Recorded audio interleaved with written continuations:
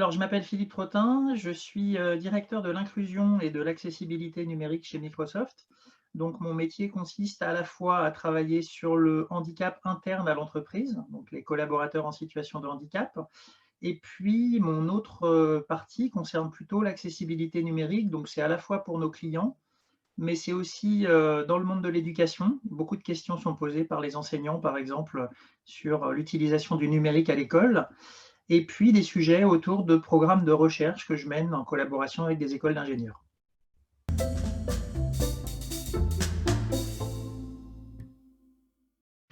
Alors en matière d'innovation, nous, notre approche, c'est une approche inclusive. Ça veut dire que globalement, on essaye de créer des solutions qui vont pouvoir être utilisées par l'ensemble de nos utilisateurs, que ce soit des enfants, que ce soit des adultes. Donc on a vraiment cette approche inclusive. La loi de 2005 a imposé le fait que les enfants peuvent venir à l'école dans un milieu ordinaire. Et donc, ça nous a amené en fait à développer certains logiciels, comme par exemple OneNote, qui inclut un lecteur immersif, donc pour des besoins par exemple d'enfants 10, donc dyslexiques, dysorthographiques et autres, ou des correcteurs également qui sont intégrés dans un certain nombre de solutions.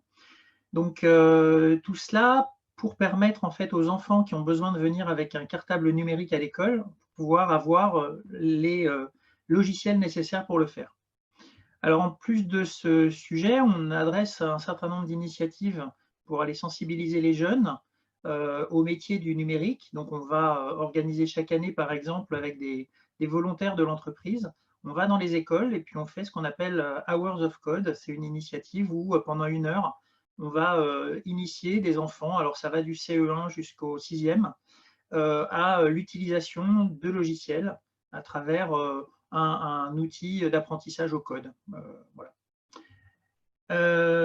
Sur ces sujets aussi d'inclusion, on va aussi parler de jeux vidéo inclusifs parce que le jeu vidéo, ça fait partie de la vie des enfants, même des adultes.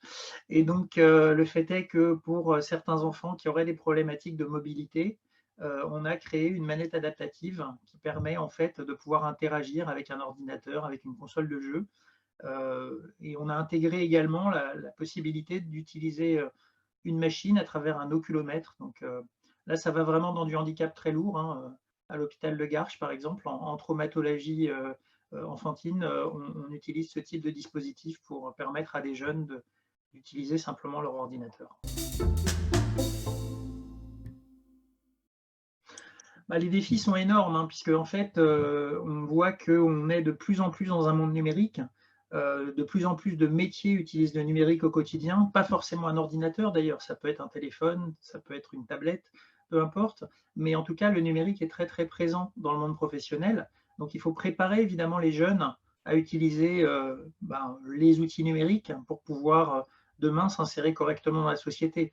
Alors ne pas fournir aux enfants aux besoins particuliers, ne pas leur fournir de solutions adaptées, bah, finalement, c'est les emmener vers de l'échec scolaire, c'est les emmener vers une non-adaptabilité de l'environnement pour lorsqu'ils seront amenés à travailler.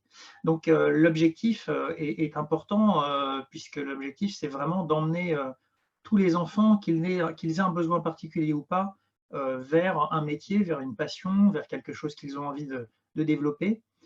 Et puis, il y a un sujet autour du changement de culture.